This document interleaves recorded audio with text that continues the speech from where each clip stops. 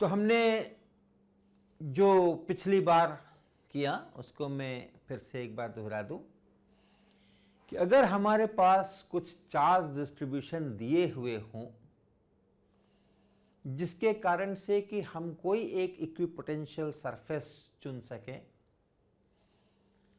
और फिर वो जैसा सरफेस है उसी शक्ल का अगर हम कोई कंडक्टर वहां लगा दें उस सरफेस की जगह पर और उसके अंदर में जितने चार्जेस थे उस ओरिजिनल डिस्ट्रीब्यूशन में उतना चार्ज उस कंडक्टर को दे दें, तो ये करने से जो बाहर का इलेक्ट्रिक फील्ड है वो नहीं बदलेगा, जो बाहर का पोटेंशियल है वो नहीं बदलेगा। और इसका उपयोग करेंगे और हम देखेंगे कि हम एक बहुत ही आवश्यक इंटरेस्टिंग सिचुएशन में इलेक्ट्रिक फील्ड की गणना कर पाएंगे। तो आप शुरुआत करें, मान लें आपके पास दो चार्जेस हैं, एक Q1 और दूसरा Q2 और ये एक्स एक्सिस के ऊपर रखे हुए हैं।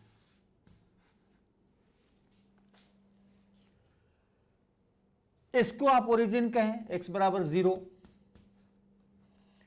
और उससे कुछ दूरी के ऊपर d दूरी पे, यानी ये इस पॉइंट को हम d00 कह सकते हैं, ये d दूरी पर ये चार्ज Q2 है। यही डिस्ट्रीब्यूशन है, यहीं से हम शुरू करते हैं और इसके इक्विपोटेंशियल सरफेसेस को हम ढूंढते हैं। तो अगर हमने कोई एक पॉइंट P लिया कहीं पे जिसके कोऑर्डिनेट्स x, y, z हैं, तो हम यहां पे Q1 के कारण पोटेंशियल लिखें, Q2 के कारण पोटेंशियल लिखें, टोटल पोटेंशियल लिखें। तो वो टोटल पोटेंशियल होगा Q1 बटा 4 pi epsilon not distance, Q1 से इस P पॉइंट का डिस्टेंस, और वो होगा x square plus Y square plus Z square वर्गमूल। दूसरी तरफ Q2 के कारण plus Q2 by 4 pi epsilon naught square root x minus D का स्क्वायर प्लस वाई का स्क्वायर प्लस जेड का स्क्वायर, इतना पोटेंशियल होगा। और हम डिमांड करें कि ये पोटेंशियल को कांस्टेंट होना चाहिए, ऐसे एक्स वाई जेड को बदलें ताकि ये पोटेंशियल V0 ही आए। तो वो जो सरफेस बना इस इक्वेशन से वो इक्विपोटेंशियल सरफेस होगा। और उसमें भी हम एक और स्पेसिफाई कर दें, मान लें हम उस वाले इक्विपोटेंशियल सरफेस को ढूंढते हैं जिसका पोटेंशियल 0 हो। तो ये कौन सा सरफेस बन रहा है? ऐसा अगर है तो आप देख रहे हैं Q1 बटा square root x square plus Y square plus Z square बराबर माइनस Q2 बटा square root x minus D का स्क्वायर और plus Y square plus Z square. अब इसको थोड़ा सरल करें, अलजबरा करें इसके साथ में, Q1 का square into X minus D का square plus Y square plus Z square बराबर Q2 का स्क्वायर और फिर X square plus Y square plus Z square. इसको आप लिख सकते हैं X square plus Y square plus Z square Q1 square minus Q2 square. इस पूरे को हम इधर ला रहे हैं, माइनस Q2 स्क्वायर इंटू इतना, और इसमें से हमने एक्स स्क्वायर का टर्म लिख लिया है, वाई स्क्वायर का और जेड स्क्वायर का लिख लिया है। जो बच गए हैं वो 2Q1 स्क्वायर XD और प्लस Q1 स्क्वायर और D स्क्वायर बराबर 0। अब इसके साथ थोड़ा और अलजबरा कर लीजिए। ये एक स्फीयर का इक्वेशन है, ये इक्वेशन एक स्फीयर का गोले का इक्वेशन है। और इस गोले का इक्वेशन कैसे लिखते हैं हम लोग?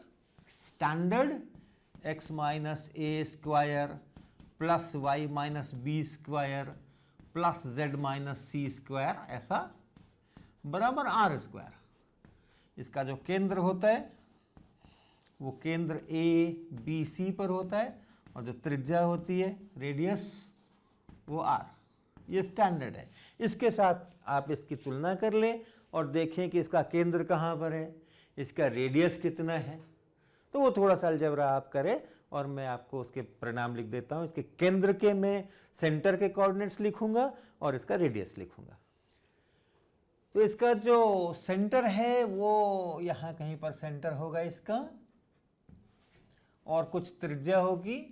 उस रेडियस से आप स्फीयर बनाएंगे तो कुछ ऐसा स्फीयर आएगा, ऐसा एक स्फीयर आएगा। ये स्फीयर जो है, इस पूरे स्फीयर पे v बराबर 0 है, उसी को हमने ढूंढा है।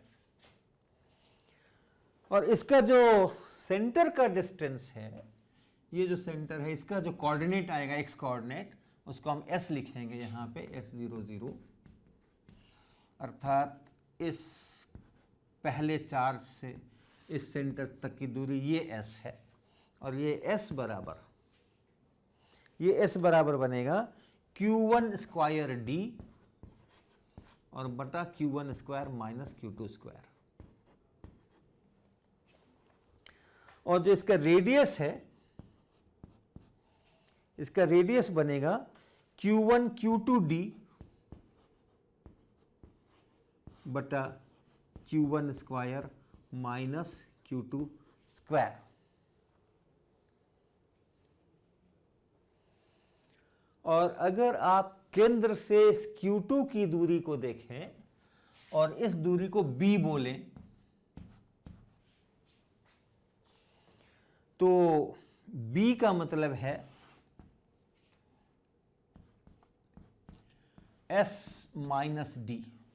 ये s है, इसमें से d को घटाना, और इसको करेंगे तो b बराबर बनेगा q2 स्क्वायर d और बटा q1 square minus q2 square. इसमें से d को घटा लीजिए, थोड़ा सा सरल करिए, ऐसा बनेगा। अब देखिए हम किस परिस्थिति में है। हमने सोचिए, अभी तक तो हमने इक्विपोटेंशियल सरफेस खोजा और उसकी शक्ल स्फीयर की होगी, ये हमने पता कर लिया। उस स्फीयर का केंद्र कहाँ होगा वो हमने पता कर लिया।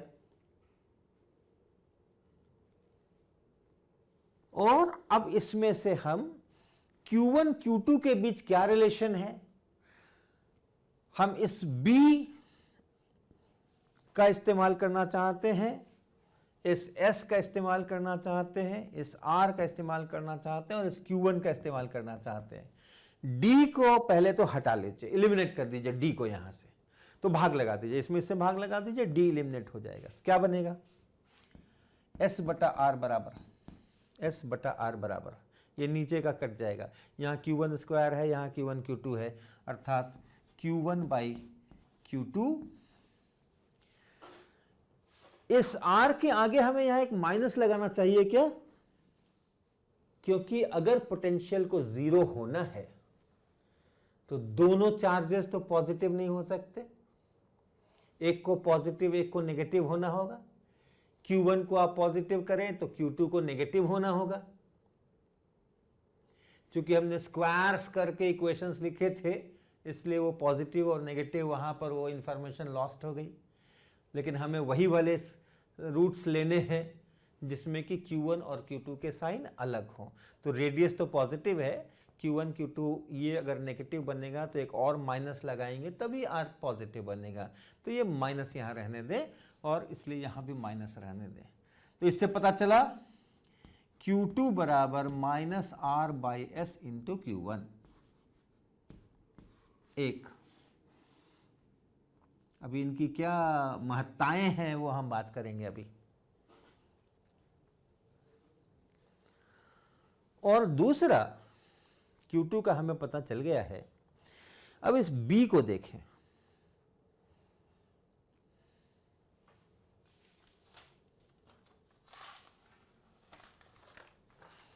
अगर आप इस S में और B में इसमें से D को एलिमिनेट कर दें तो क्या मिलेगा? S बाई बी बराबर S बाई बी आपको मिलेगा Q1 स्क्वायर बटा Q2 स्क्वायर, Q1 का स्क्वायर बटा Q2 का स्क्वायर, अर्थात Q1 का स्क्वायर बटा R बाई S का स्क्वायर यहां और फिर Q1 का स्क्वायर यहां। Q2 के स्थान पर आप ये रख दें R by S Q1, minus के साथ वो स्क्वायर होकर फिर प्लस हो जाना है उसको, अर्थात ये हो गया S स्क्वायर बटा R स्क्वायर। यहां से आप B लिख लें तो B बराबर क्या बना? B बराबर बना R स्क्वायर बटा S।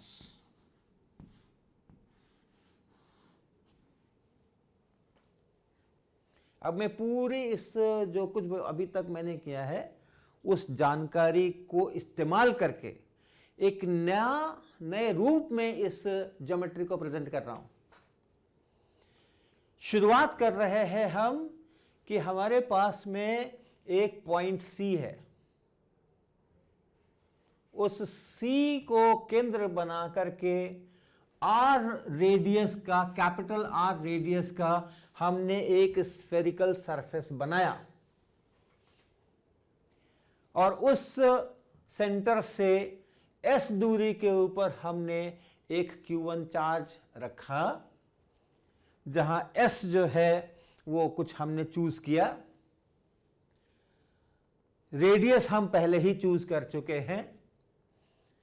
अब हमने एक minus R by S Q1 इतना चार्ज, इतना नेगेटिव चार्ज, इसका एक पॉइंट चार्ज ला करके केंद्र से B दूरी के ऊपर उसी स्ट्रेट लाइन पर और इस Q1 के साइड में यहां पर ला करके रखा। और S कितना, ये B कितना, कितनी दूरी पे रखा? तो वो इतनी दूरी पे रखा। यानी हम R का इस्तेमाल कर रहे हैं, हम S का इस्तेमाल कर रहे हैं और हम Q1 का इस्तेमाल कर रहे हैं। हमारा जो स्फीयर का जो हमने एक स्फेरिकल सरफेस लिया था उसका रेडियस कैपिटल R, सेंटर से S दूरी के ऊपर S, Q1 चार्ज ये रखा, बाकी चीजें हम इसी में से निकाल रहे हैं। Q2 कितना? Minus R by S Q1, minus R by S Q1, इतना चार्ज हम इस लाइन के ऊपर रखने वाले हैं। कहां रखने वाले हैं? B दूरी पे ऊपर। B क्या है? R square by S, R square by S। और हम कह रहे हैं कि इन दोनों चार्जेस के कारण से ये जो स्फेरिकल सरफेस है इसका पोटेंशियल 0 है।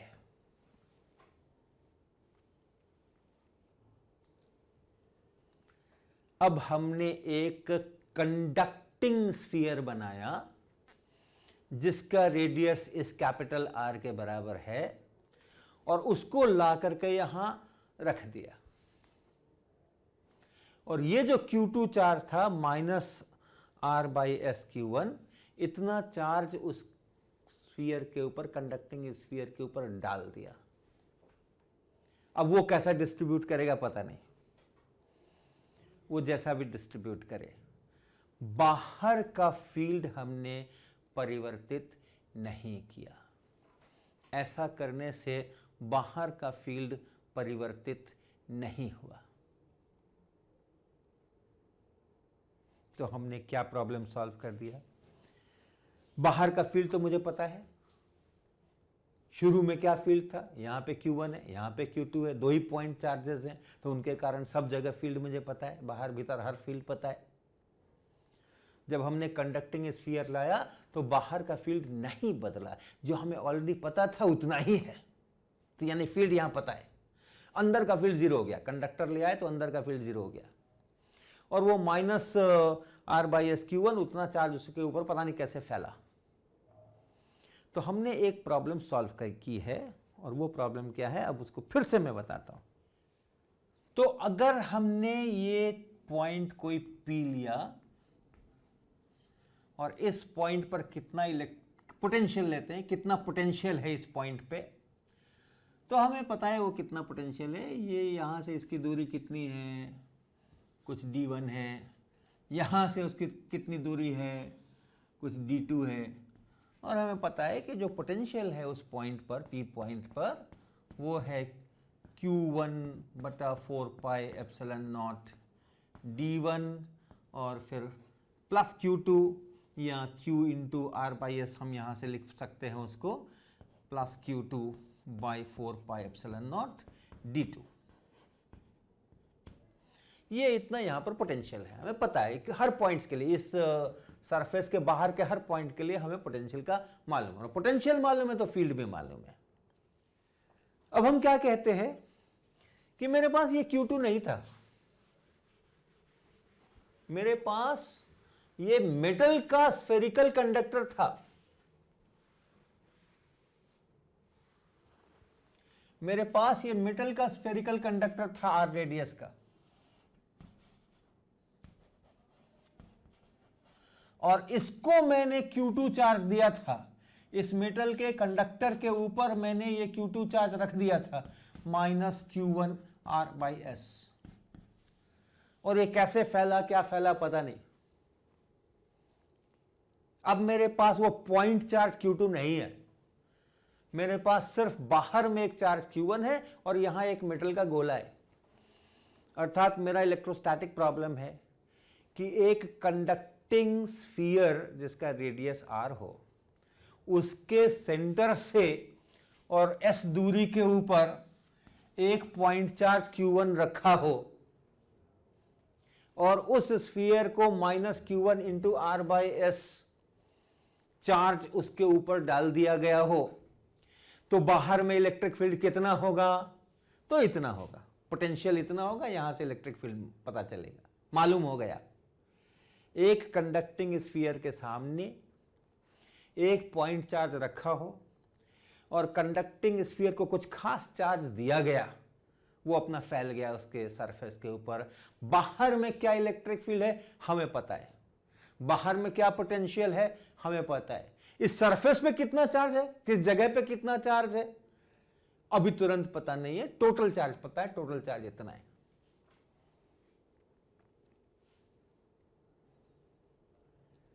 अगर हमें यहां का पोटेंशियल पता है बाहर का, अगर हमें फील्ड पता है बाहर का, तो हम इस पर सरफेस चार्ज डेंसिटी भी निकाल सकते हैं। कैसे निकाल सकते हैं हम, पता है हमें, मेटल के ठीक बाहर कोई पॉइंट अगर लेते हैं, जस्ट यहां पॉइंट लेते हैं और वहां पे कितना इलेक्ट्रिक फील्ड है उसको देखते हैं। उस इलेक्ट्रिक फील्ड का जो नॉर्मल कंपोनेंट है, बल्कि अगर मेटल है तो फील्ड नॉर्मल ही होगा, सरफेस के परपेंडिकुलर ही होगा, ये बराबर होगा सिग्मा बटा एप्सिलॉन नॉट। और चूंकि बाहर का इलेक्ट्रिक फील्ड मुझे हर जगह का पता है, तो सरफेस के पॉइंट पर आकर के वहां पे इलेक्ट्रिक फील्ड का मान हम पता कर लें, वहां से उस जगह का सिग्मा निकल आएगा।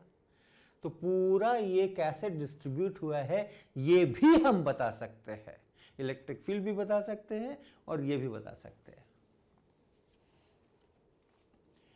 ये minus Q1 are by S न रखें हम, मैं सीधा न्यूट्रल स्फीयर ला करके हमने रखा, सामने में एक चार्ज रख दिया,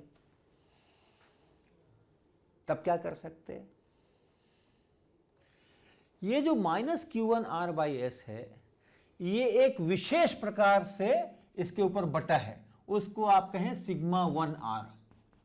ये जो हम यहां सिग्मा निकाल रहे हैं बाहर के इलेक्ट्रिक फील्ड से, जानते ही आप, यहां Q1 होगा तो इस तरफ ज्यादा नेगेटिव चार्जेस होंगे, उस तरफ कम नेगेटिव चार्जेस होंगे, सब मिलकर के इतना होना है। किसी कुछ खास डिस्ट्रीब्यूशन होगा सरफेस पे जिसको हम सिग्मा आर कहते हैं। और ये मेटल कैसे इस चार्ज का डिस्ट्रीब्यूशन करेगा, ताकि अंदर के सभी पॉइंट्स का फील्ड जीरो हो जाए। कंडक्टर के अंदर में, वॉल्यूम में, इंटीरियर में सभी पॉइंट्स पे इलेक्ट्रिक फील्ड को जीरो होना पड़ेगा। इसीलिए ये जो चार्ज है वो इसके ऊपर एक खास ढंग से डिस्ट्रीब्यूट होगा, जिसको हम सिग्मा 1 r लिख रहे हैं। अब मान लीजिए कि हमने इसको कोई चार्ज नहीं दिया, टोटल चार्ज हमारा जीरो है, तो उसको हम ऐसे मान सकते हैं कि भाई इतना चार्ज तो है ही, इसके अलावा हमने इसको इसका प्लस इतना और पकड़ा दिया, इतना चार्ज और इसके ऊपर डाल दीजिए, तो टोटल चार्ज तो जीरो हो जाएगा। लेकिन अभी भी अंदर का टोटल फील्ड हर जगह पे जीरो होना पड़ेगा कंडक्टर के अंदर। वो कैसे जीरो होगा? ये सिग्मा आर जो डिस्ट्रीब्यूशन था, विशेष प्रकार का डिस्ट्रीब्यूशन, उसने अंदर जीरो बना के रखा हुआ था। अगर इस Q2 प्राइम को हम यूनिफॉर्मली बांट दें इसके ऊपर सिग्मा 2,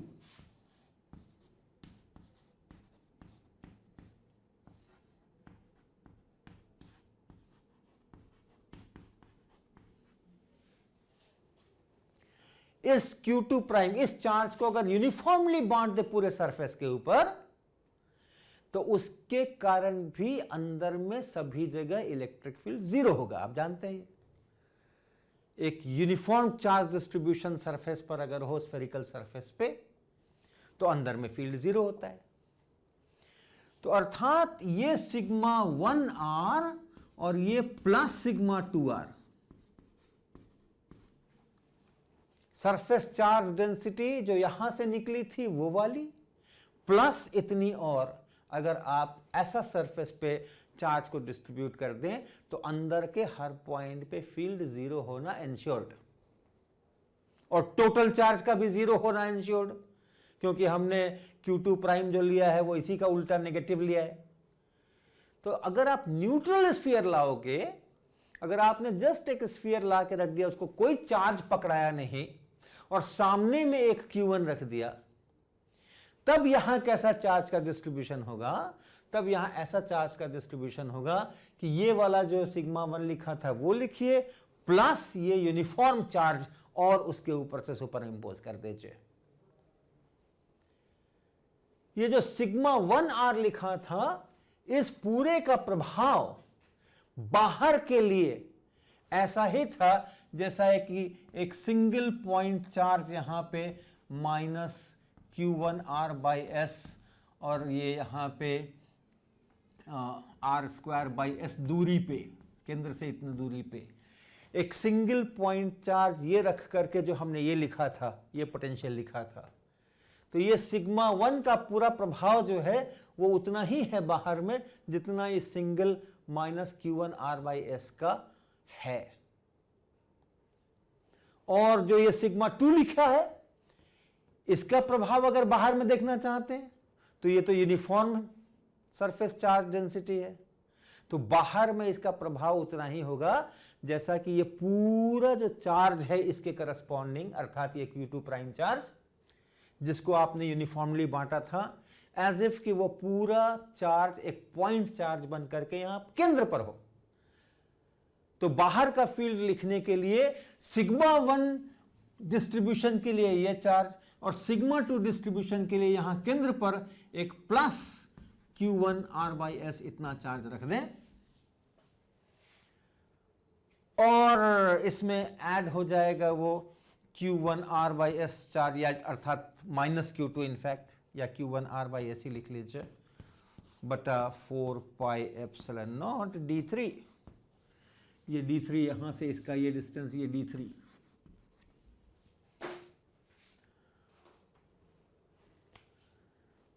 तो हमने एक बड़ा प्रॉब्लम सॉल्व कर दिया। एक मिडल कंडक्टर, हमने कोई चार्ज नहीं दिया, उसको कुछ नहीं किया, न्यूट्रल कंडक्टर, लेकिन उसके सामने में अगर हम एक पॉइंट चार्ज Q1 लाएं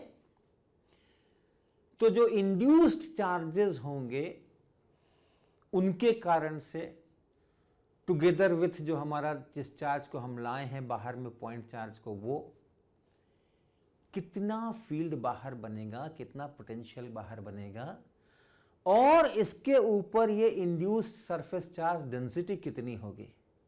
ये सारे प्रॉब्लम हम इसमें से हमने सॉल्व कर दिया।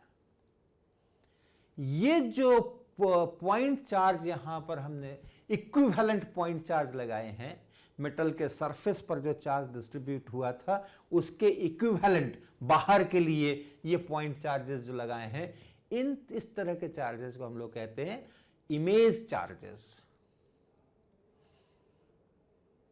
और इस पूरे मेथड को हम लोग कहते हैं मेथड ऑफ इमेजेस। तो आप भी तरह तरह के सिंपल चार्ज डिस्ट्रीब्यूशन से शुरू कीजिए,